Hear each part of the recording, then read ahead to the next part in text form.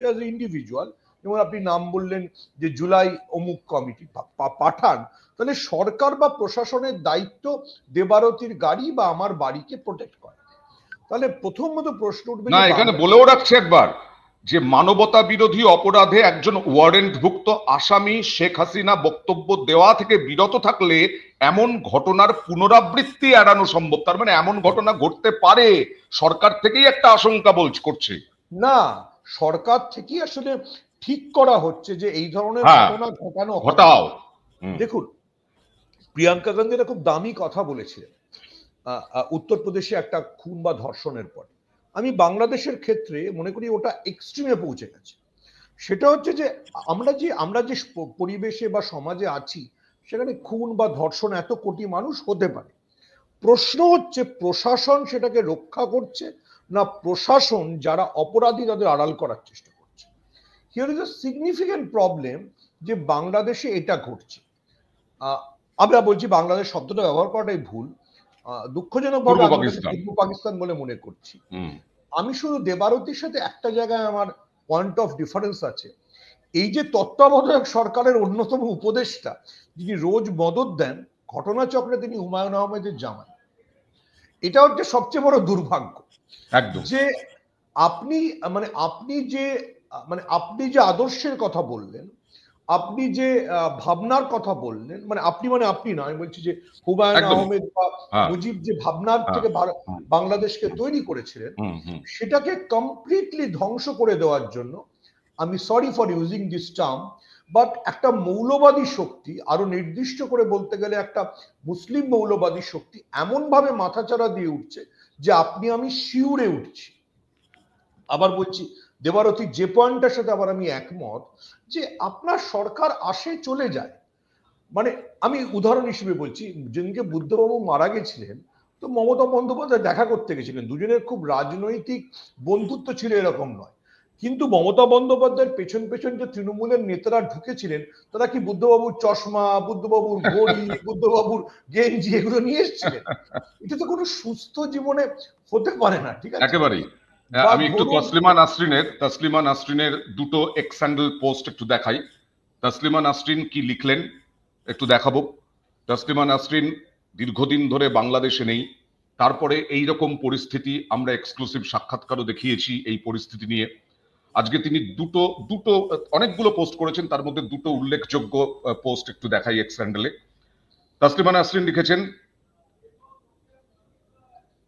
স্বাধীন বাংলাদেশের শেষ স্মৃতিসৌধও পুড়িয়ে দেওয়া হলো, কাঁদো বাংলাদেশ কাঁদো। সেই কান্না বোধহয় বাংলাদেশের মানুষের হতে পারে, আমরা বিশ্বাস করি, কিন্তু যারা কট্টরপন্থী তারা কোনোদিন কাঁদবে না, তারা বরং পাকিস্তানের সঙ্গে যেতেই আগ্রহী, অদ্ভুতভাবে দেখা যাচ্ছে। আরো একটা, হাসিনার ওপর রাগ, তাহলে বঙ্গবন্ধুর মিউজিয়াম কেন পোড়ালো কট্টরপন্থীরা, প্রশ্ন তুলেছেন তসলিমা নাসরিন। এরই সঙ্গে তিনি লিখেছেন, হাসিনাকে দেশ থেকে তাড়ানোটাই কি যথেষ্ট নয়? দেবারতী, আমিও একদম প্রশ্ন। হ্যাঁ, একদম। আমাদের এপার বাংলার বিশিষ্ট সাহিত্যিক অন্নদা শঙ্কর রায় একটি কবিতা লিখেছিলেন, যতদিন রবে গঙ্গা যমুনা মেঘনা পদ্মা, যতদিন রবে পদ্মা যমুনা গৌরী মেঘনা বহমান, ততদিন রবে কীর্তি তোমার শেখ মুজিবুর রহমান। এটা এই কবিতাটা আমি শুনেছি, আমার দেখার আমার যাওয়া হয়নি ওই ৩২ নম্বর ধানমন্ডির বাড়িতে, কিন্তু আমি শুনেছি যে তার পাশে এটা খোদাই করা ছিল, বাড়ির দেওয়ালে বাইরে এটা উত্তীর্ণ করা ছিল। তো হাসিনার উপর যিনি প্রেজেন্ট যিনি রুলার, যেটা সুমনদা বললেন, তার উপর রাগ থাকতেই পারে। তার উপর রাগ থাকা মানে মুক্তিযুদ্ধকে অস্বীকার করা, মানে 1971 সালের যত লক্ষ মেয়ে ধর্ষিত হয়েছে তাদের সবাইকে অপমান করা। 1971 সালে খামছেনা বৃষ্টির ভয়ঙ্কর অত্যাচারে যার সন্তান জন্ম নিয়েছে তাদের সেগুলোকে জাস্টিফাই করা, মুক্তিযুদ্ধকে অস্বীকার করা মানে আমাদের ভারতবর্ষের যে হেলথ, ইন্দিরা গান্ধীর হেলথ থেকে শুরু, ইন্দিরা গান্ধীর সহযোগিতা থেকে শুরু করে ওখানকার বাংলা ভাষার জন্য যে লড়াই, বাংলা ভাষার জন্য লড়াইকে অস্বীকার করা, এগুলো আমার মনে হয় এবং নৃশংস মানসিকতার পরিচয়। এবং আমি বিশ্বাস করি বাংলাদেশে যারা সুস্থ নাগরিক, বাংলাদেশে আমার অনেক পরিচিত বন্ধু, লেখক, প্রকাশক আছেন, তারা কিন্তু কেউ অত্যন্ত তারা নিন্দায় সরব। তারা আমার মনে হয় না কেউ এই নক্কারজনক ধ্বংসলীলাকে সমর্থন করেন বা করছেন। এটা সবসময় একটা ভয় চুপ করে আছেন। এটা একটা বিচ্ছিন্ন, একটা নৃশংস মানসিকতার পরিচয়, যেটা যেহেতু একটা প্রতিবেশী দেশ হিসেবে এটা খুবই উদ্বেগজনক। তার কারণ যেহেতু পশ্চিমবঙ্গের সঙ্গে বাংলাদেশের একটা শুধুমাত্র একটা কাঁটাতারের বিভেদ, যে আসলে আগুন তো পোহাতে হয়, হিংসা ভারত পোহাতে, এই ধরনের হিংসা যাতে এদিকেও না আসে, এটুকুই প্রতিবেশী দেশের নাগরিক হিসেবে আমরা চিন্তায় বা দুঃখে তাদের সঙ্গে সমব্যস্ত হতে পারি। আমরাও আশা করি, আমারও আশা নিশ্চয়ই বাংলাদেশের 99% মানুষ চান শান্তি, আরো উন্নতি। অর্থনৈতিক দিক থেকে যেভাবে চাপে পড়ে গেছেন সাধারণ মানুষ, তাতে তারা সুস্থিতি চান। কিন্তু এখানে কট্টরপন্থীদের জন্যই আজকে এই অবস্থা হচ্ছে বাংলাদেশের, যা সুস্থিতি আমাদের দেশেও আশঙ্কা নেতিবাচক প্রভাব না পড়ে। এখানে সুমনদা একটা ভাইটাল বিষয় রয়েছে বাংলাদেশের উপদেষ্টার। তিনি বলছেন সরকার আশা করে ভারত যেন তার ভূখণ্ডকে বাংলাদেশে অস্থিতিশীলতা সৃষ্টি করে এমন কাজে ব্যবহৃত হতে না দেয় এবং শেখ হাসিনাকে বক্তব্য দেওয়ার সুযোগ না দেয়। অন্তর্বর্তী সরকার ভবিষ্যতে এ ধরনের ঘটনার পুনরাবৃত্তি চায় না। আবার সেই করো, আবার ভাঙো, আর ভারতের ওপর দায় চাপাচ্ছে ভারত যেন বন্ধ করে দেয় হাসিনার মুখ। ভারত কেন? ভারতের বন্ধ করার কোনো রাইট আছে? সমস্যা হচ্ছে যে ইউনূস সরকারের বা ওনার সাঙ্গপাঙ্গদের কোনো বাস্তববোধ সম্পর্কে ধারণা নেই। গতকাল রাতে ঢাকায় যা ঘটেছে, এরপরে যদি শেখ হাসিনা ডোনাল্ড ট্রাম্পের কাছে আশ্রয় চান, ডোনাল্ড ট্রাম্প আশ্রয় দেবেন? ইউনূসের সাহস হবে তো যে ডোনাল্ড ট্রাম্পকে চোখ রাঙিয়ে বলার যে আপনি আমেরিকায় বসবাসকারী একজনের মুখ বন্ধ রাখুন? সমস্যা দেখুন, বেসিক্সে কোথায় সমস্যা? তুমি তার শাসনের বিরোধী ছিল, কিন্তু তুমি তো তার মুখ খোলাকে বন্ধ করতে পারো না। তুমি তো বাংলাদেশে কোনো একদলীয় শাসন ব্যবস্থা চালু করতে পারো না। তুমি তো বাংলাদেশে যারা মুক্তিযুদ্ধের সমর্থক, আমি যদি দেবারতির পয়েন্ট থেকে টেক করি, তাহলে তাদের বক্তব্যকে অস্বীকার করতে পারো। দেখুন, আপনি এবং দেবারতী যেটা বলছেন, আমি সেটাকেই ধরে নিয়ে ভাবার চেষ্টা করব যে যদি আমরা 1970-এর ওই ইলেকশনটা দেখি, যে ইলেকশনটায় মুজিব জিতেছিলেন, সেই ইলেকশনটাতেও 41-37% লোক পাকিস্তানের সপক্ষে ভোট দিয়েছিলেন। আমি ধরে নিচ্ছি যে সেই অংশটাই এখন ক্ষমতায় আছে এবং সেই অংশটাই এই দুর্বৃত্তায়ন করছে, এবং বাকি যারা 60% যারা মুক্তিযুদ্ধের সমর্থন ছিলেন, তারা ভয়ে চুপ করে আছে। এটা দুটো এফেক্ট হতে পারে। বাংলাদেশ মাইট হেড ফর এ গৃহযুদ্ধ, এই 60% বনা মৌলবাদীদের লড়াই হতে পারে। আমাদের জন্য যেটা চিন্তা, ইউনূস কি বলছেন শেখ হাসিনা ভারতবর্ষের থেকে ভিডিও বার্তা দেবেন কি দেবেন না, ইউনূসের বক্তব্যের কোনো গুরুত্ব নেই। কিন্তু বাংলাদেশে যদি সিরিয়ার মতো পরিস্থিতি তৈরি হয়, যা যথেষ্ট, এটা তো কোনো সুস্থ সমাজ নয় যে বুলডোজার ক্রেন নিয়ে আপনি ভাঙতে চলে যাচ্ছেন। যদি বাংলাদেশে এই ধরনের সামাজিক এবং রাষ্ট্রীয় পরিস্থিতি তৈরি হয়, তাহলে আমাদের জন্য যথেষ্ট উদ্বেগজনক। কারণ ঢাকা থেকে কলকাতার দূরত্ব 600 কিলোমিটার, আর বনগাঁ থেকে যশোরের দূরত্ব আরো কম, ঠিক আছে? তো আপনি যদি ওপাশে এরকম আগুন জ্বলে, তাহলে আপনি কি করবেন? প্রথমত ওয়ান।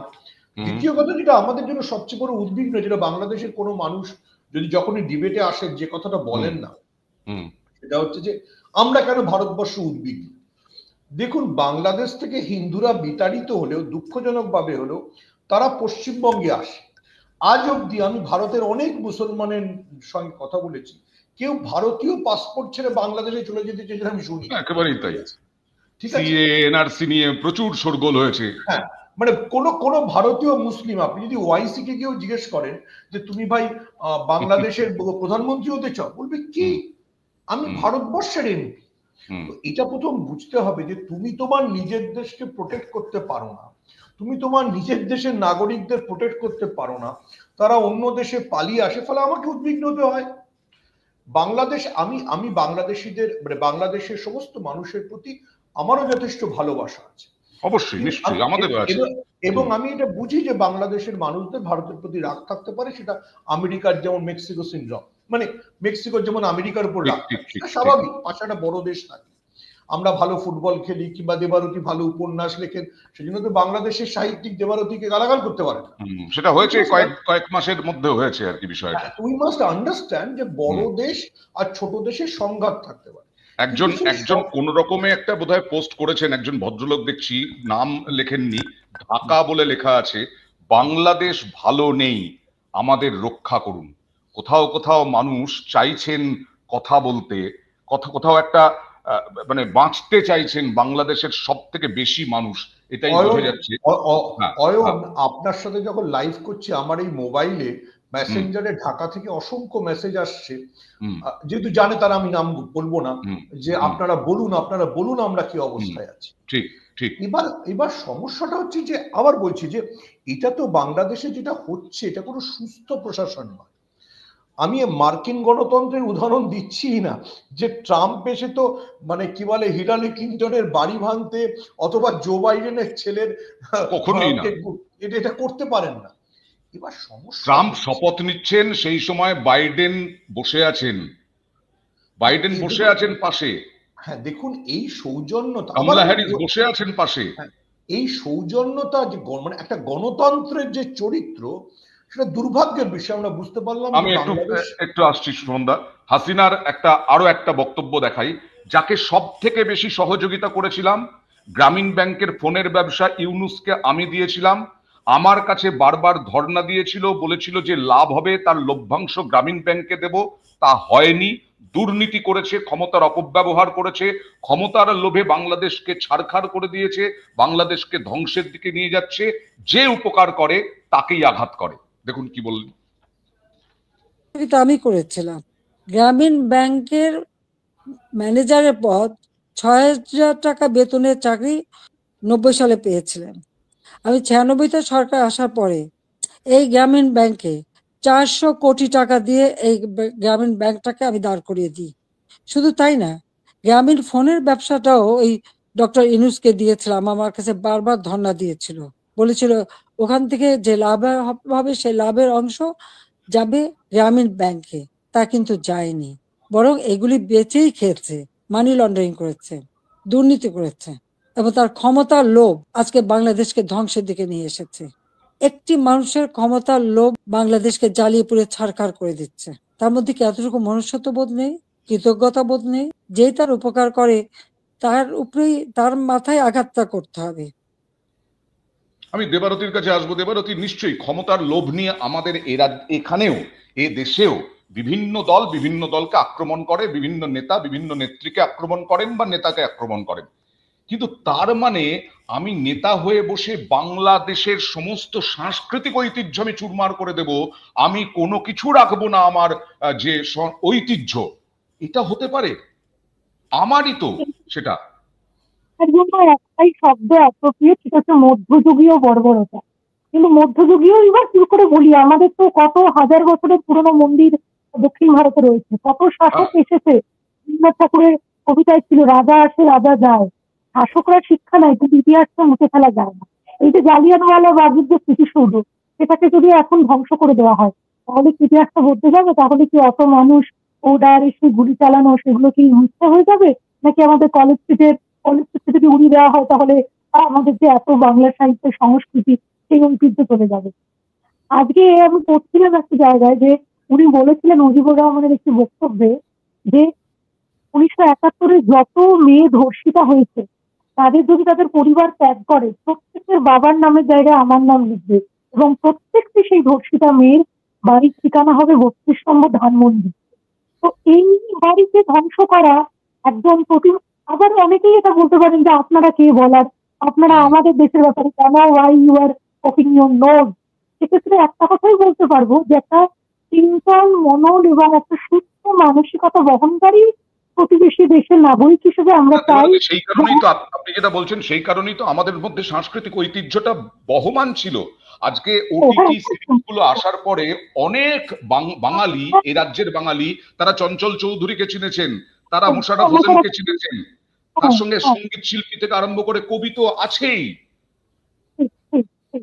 এবং আমার মনে হয় যে আমরা একটা সুস্থ মানুষ হিসেবে চাইবো আমরা ভালো থাকি, আমাদের সমস্ত প্রতিবেশী দেশ ভালো থাকে। এইরকম একটা অস্থির অবস্থা, এরকম একটা অশান্ত অবস্থায় যারা উস্কোচ্ছেন বা যারা ইন্ধন যোগাচ্ছেন, কেন যোগাচ্ছেন জানি না, কিন্তু কোনোভাবেই এগুলোকে কোনো কারণেই এগুলোকে জাস্টিফাই করা যায় না যে demolition of history, this is not justifiable, এটা কোনোভাবেই যায়। সুমনদা, ভবিষ্যৎ কি দেখতে পাচ্ছ তুমি? গতকাল এটাও আমরা খবর করেছিলাম যে জঙ্গিরা জঙ্গি ছিনিয়ে নিচ্ছে জেল থেকে, বাংলাদেশের জেল থেকে, এবং তারা বলছে সিরিয়ার মতো অবস্থা হবে। তুমি যেটা কিছুক্ষণ আগে বললে, এরকম চলতে থাকলে আন্তর্জাতিক হস্তক্ষেপ জরুরি কিনা এবং কি হতে চলেছে? জানতে পারলাম যে ওখানে মহিলা ফুটবলার, মহিলা চিত্রশিল্পী, অভিনেত্রী, তাদেরকে কোনো কিছু উদ্বোধন করা বা তাদেরকে পাবলিক এক্সপোজারে বাঁচাতে হচ্ছে। তো উত্তর বাংলাদেশ যাচ্ছে, এটা তো মানে ফুটবল টুর্নামেন্টের উপরে হামলা হয়েছে, যারা সাফ জিতেছে সেই মহিলা ফুটবলারদেরকে অপমান করা হয়েছে, কটূক্তি করা হয়েছে, ব্যঙ্গ করা হয়েছে, এই সবও হয়েছে। মহিলা অভিনেত্রীকে শোরুম উদ্বোধন করতে দেওয়া হয়নি, এইরকমও হয়েছে। তালিবানি, পুরোটা তালিবানি বিষয় হয়ে গেছে। হ্যাঁ সুমনদা, আমাকে যদি প্রশ্নটা আরেকবার বলো যে কি হতে চলেছে, ভবিষ্যৎ কি? আন্তর্জাতিক হস্তক্ষেপের প্রয়োজন আছে কিনা?